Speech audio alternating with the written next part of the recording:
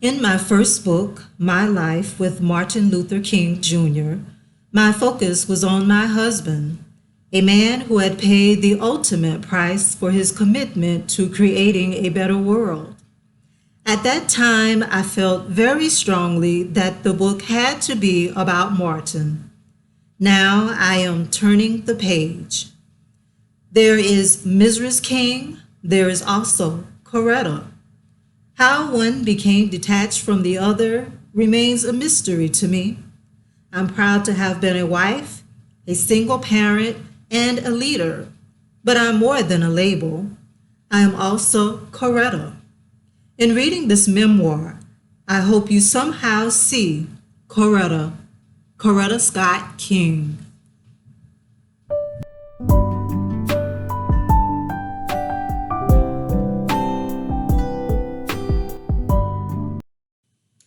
Hello everyone and welcome to my channel and today's video.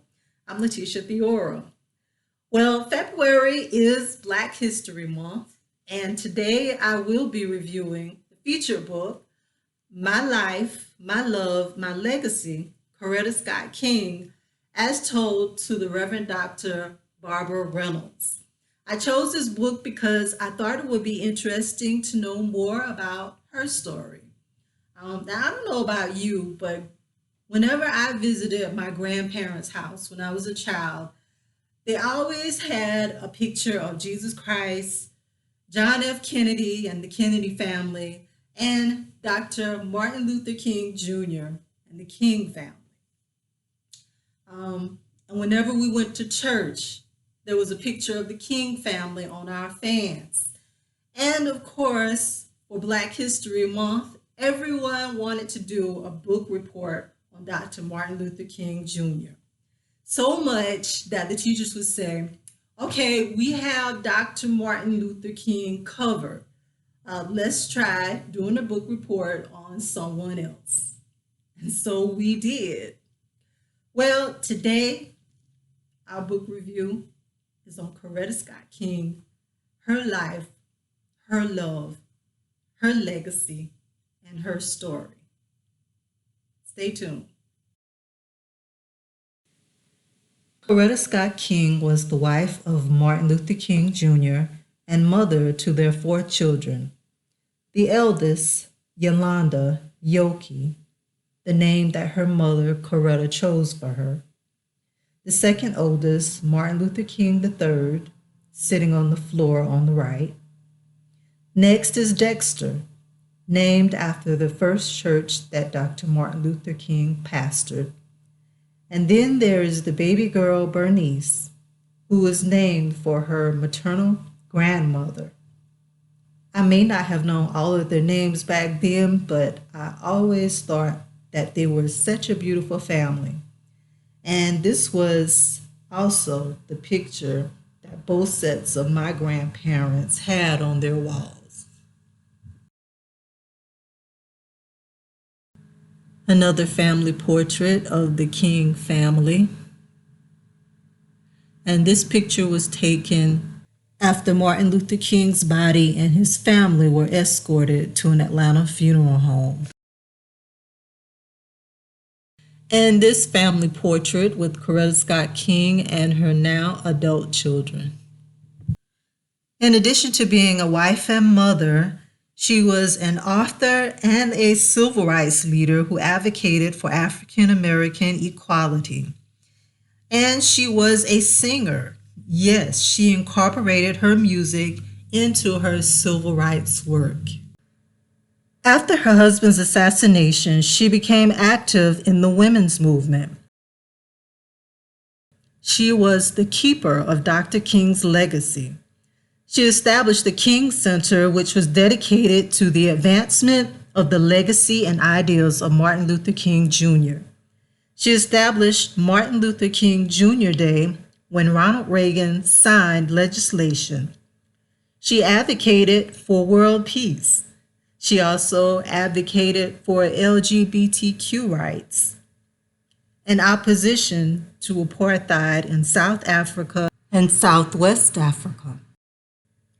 In 2005, King gifted her name to her alma mater, Antioch College, to create the Coretta Scott King Center, which served as a learning resource. Coretta Scott King's work as a civil rights activist, an international human rights champion, and author have impacted the world immensely, and her caring acts of kindness have helped many individuals.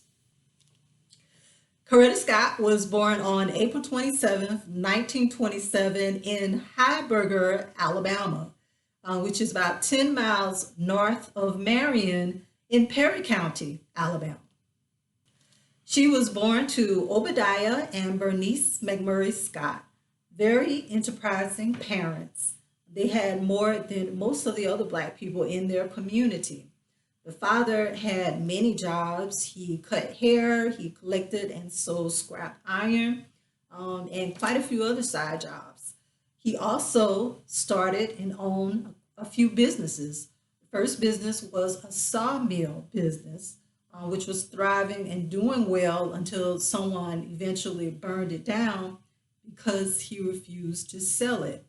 But still determined, he opened a grocery store in the building next door to their new house. And this time, the business survived. It did well, and he eventually turned it into a gas station, which was patroned by many Blacks and whites. Her mother, Miss Bernice, known for her pioneering spirit, which she credits from her Native American heritage, which was very unusual to most of the people in their community, Black and white. She was the first Black woman in her community to drive a car, and then eventually a truck, and then a school bus converted from a truck. She was also very musically inclined, which is where Coretta credits her own musical talent and singing. And together, these parents encourage their children to get their education and to go to college. According to the book, Coretta Scott had two siblings, an older sister named Edith and a younger brother named Obie Leonard.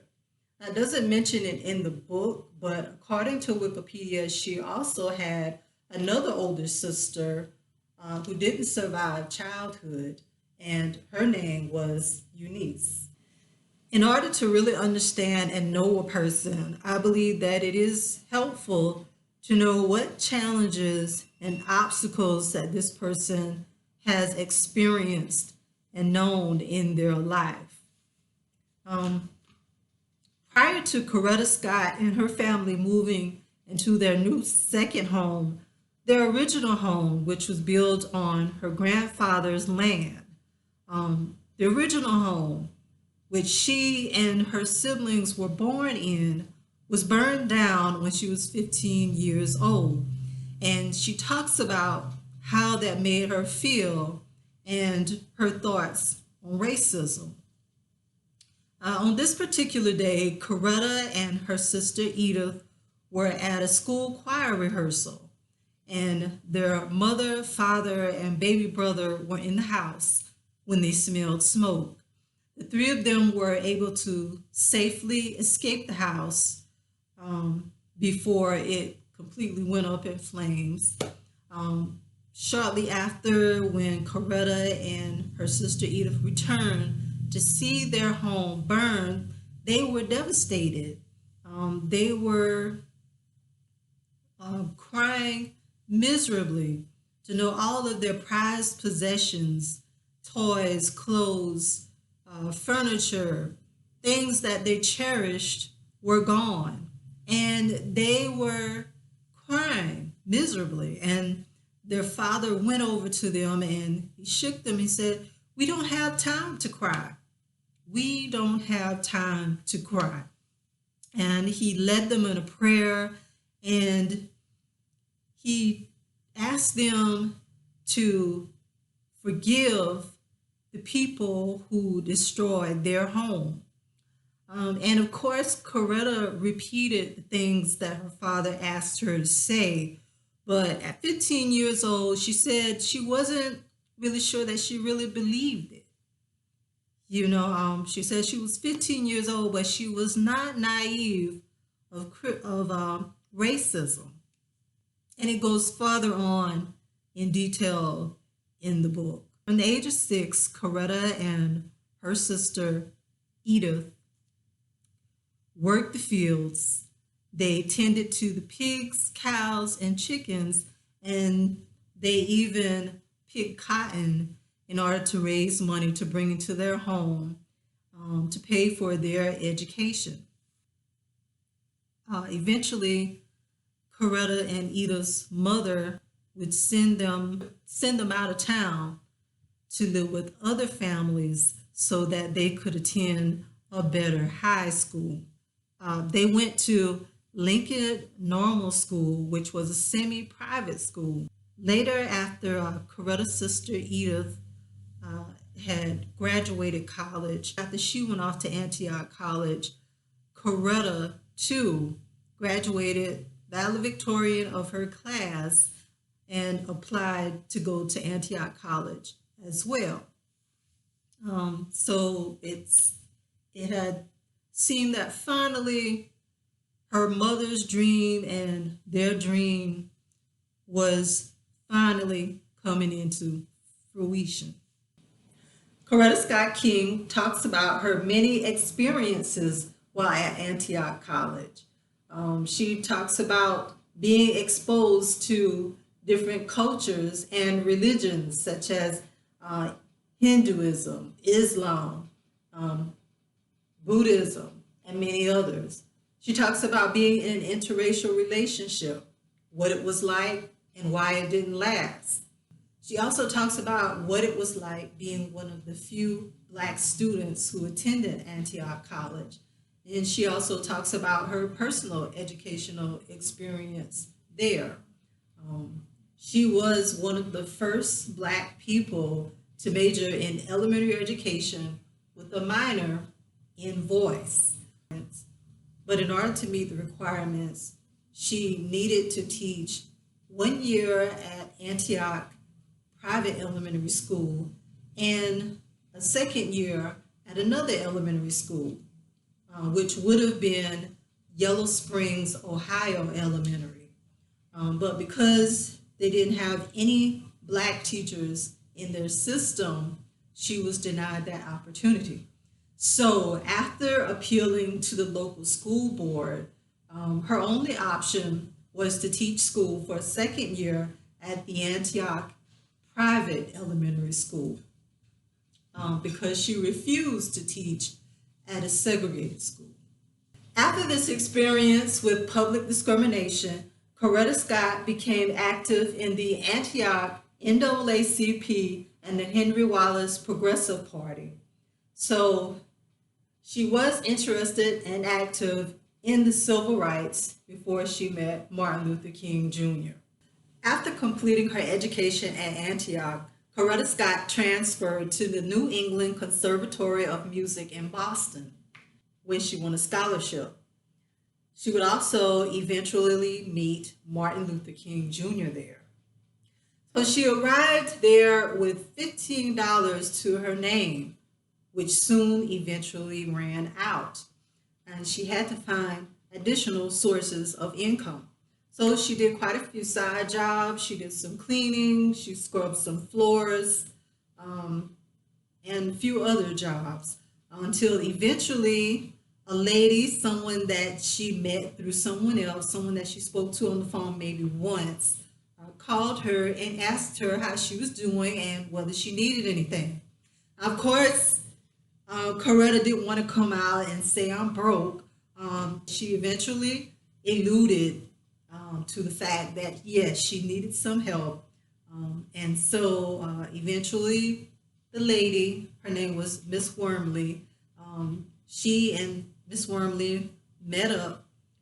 They chatted for a little while, and Miss Wormley ended up leaving her with an envelope.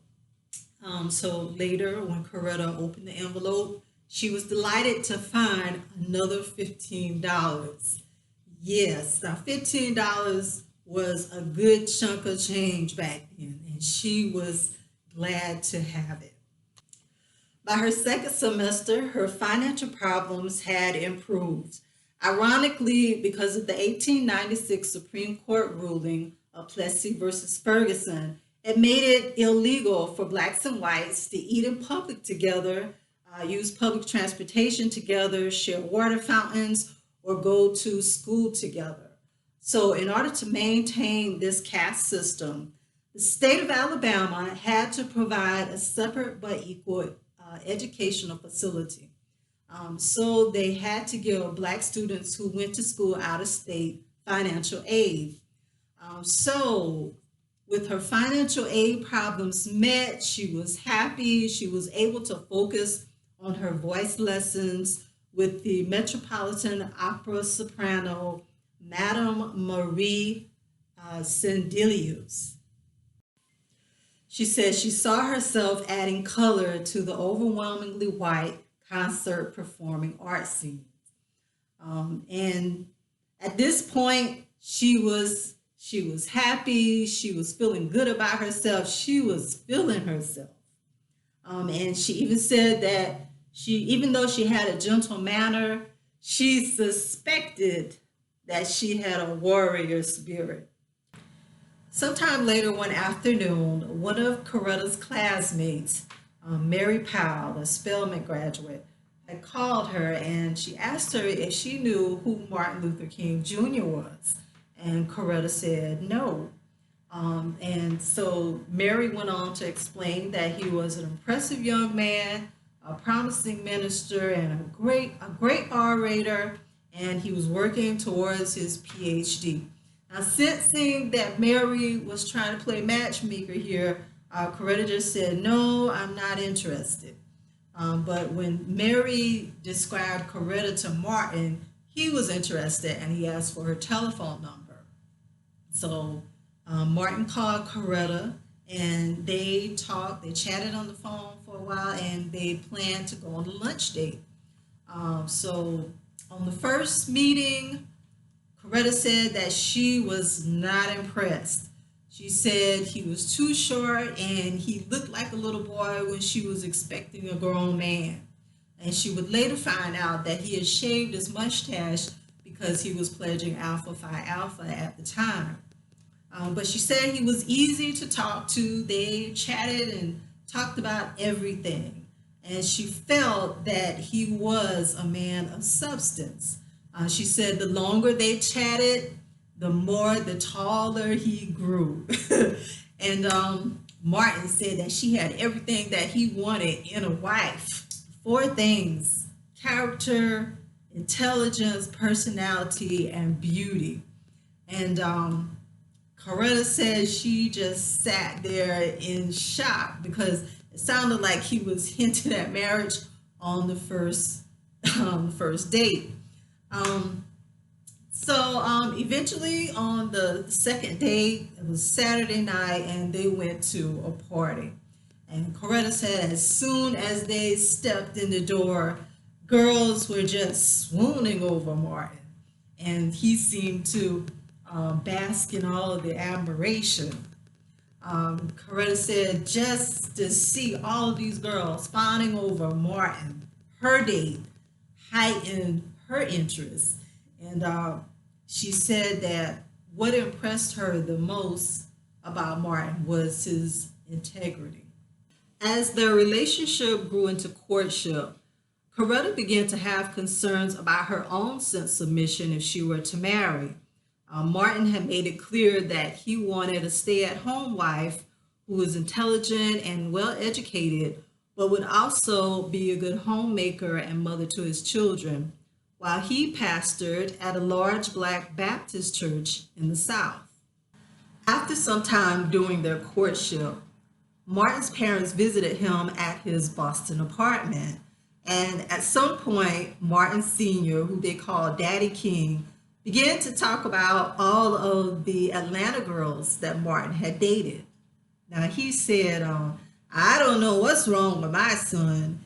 He's gone out with some of the finest, most beautiful, intelligent girls from the finest families. And these girls have so much to offer. And Coretta said she did her best to hold her peace, but she shot back, "I have something to offer too." I don't know. I imagine that's how she said it. I don't know. And she said he didn't seem to hear her at the time. And she felt like she didn't make a good impression until 2 days later when she heard that she did. She made a better impression than she thought. At the family dinner, Martin Sr. Said, "Well, you all have been courting really hard. It's best that you go ahead and get married." She said, Coretta said she hadn't realized what a sense of humor that Martin Sr., Daddy King, had. Each time, whenever she performed at a concert or excelled in some way, he would remind her of what she told him. "Coretta, I have something to offer too." And they'd all laugh. And I just thought that was so funny. Martin Luther King Jr. and Coretta Scott married on June 18, 1953. Martin Sr. married them in Marion on the lawn of Coretta's parents' second home. After they married, they moved to Montgomery, Alabama, where Martin had accepted an invitation to be the pastor of Dexter Avenue Baptist Church. And the rest is history. There is also an afterwards section, which include a group of people who met, knew, or worked with Coretta Scott King at some time or other. These are people who attest to her loving, caring character as a person, a friend, leader, and role model. Their names are Andrew Young, Maya Angelou, John Conyers, Dr. Barbara Williams Skinner, Mary Lee Ever Williams, Patricia Lattimore. There's also a section by Dr. Bernice A. King, My Mother, My Mentor, and she is the baby girl, all grown up. And yes, I am going to read a paragraph from this section. "I am so glad that God chose me to be Coretta Scott King's daughter. He did not make a mistake. If she had not been my mother, I would have never seen or thought there could be anyone like her. She was rare. She had this unmatched blend of character, personality, spirituality, commitment, and organization. Very few people have the capacity to balance and manage all of that. She had the ability to multitask in a way I have never seen in any other person. She had a way of managing the most complex civil and human rights problems, while at the same time paying attention to the personal needs of others. And this ability never left her. Though she was tough, she was also very tender." Dr. Bernice King and older brother Martin Luther King III are the last two of four siblings remaining, who all followed in their parents' footsteps as civil rights and human rights activists, and in addition to that, animal rights. And the next writing is The Making of Her Memoir by the author, Reverend Dr. Barbara Reynolds. In her writing, she writes about meeting Coretta Scott King and the time that she spent with her, in which she was pretty much prepared and groomed to write Coretta Scott King's biography. Well, that is all. I enjoyed reading this book, and I thank you for taking time to watch this video. If you stayed into this point, then I really appreciate you. If you're interested in reading this book, you could definitely buy it from any bookstore. You could definitely pick it up from Amazon in the hardback, paperback, as well as Audible and Kindle. Or you could pick it up from your local library. Thank you for watching and have a great day. Goodbye.